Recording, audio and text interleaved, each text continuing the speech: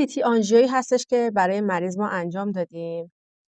این تصویر کرونال مریض هستش. من یه ذره تصویر بیارم بالاتر. همونطور که می‌بینید خود تصویرم مشخص کرده. اینور میشه سمت چپ مریض، این طرف میشه سمت راست مریض.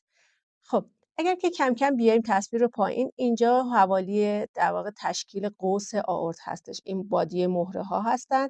اینجا در واقع تراشه شما هستش و قوس آئورت شما داره خودش رو نشون میده. همونطور که میبینید قوس آئورتتون با توجه به اینکه سیتی آنژیو هست، یعنی ماده حاجب ما زدیم ولی خیلی کم رنگه، یعنی ماده حاجب واردش نشده.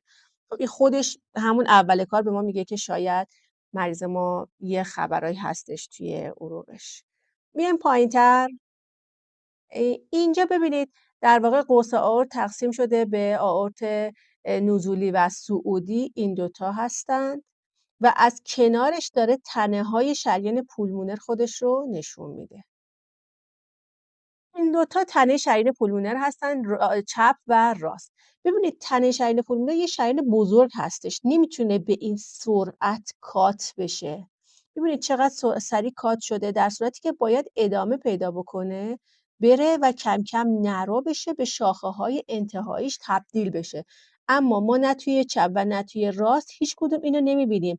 به اضافه این که می‌بینید این در واقع تغییر رنگی که از سفید که ماده حاجب داخل عروق هستش، یک دفعه رسیدید به خاکستری رنگ و بعدش اصلا کلاً کات شده.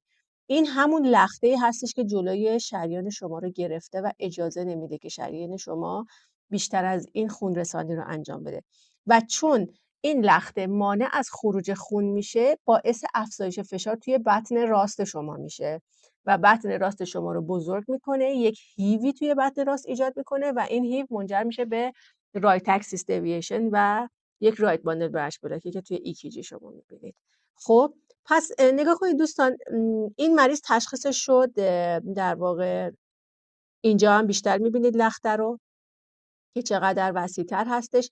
تشخیص این مریض شد پولموناری آمبولی و در واقع درمان رو براش زیر نظر سرویس قلب شروع کردیم. اما نکتهش توی تشخیصش هستش.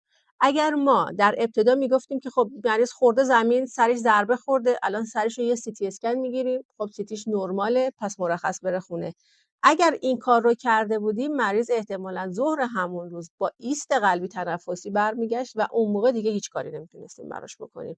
ولی چون زود تشخیصش دادیم، در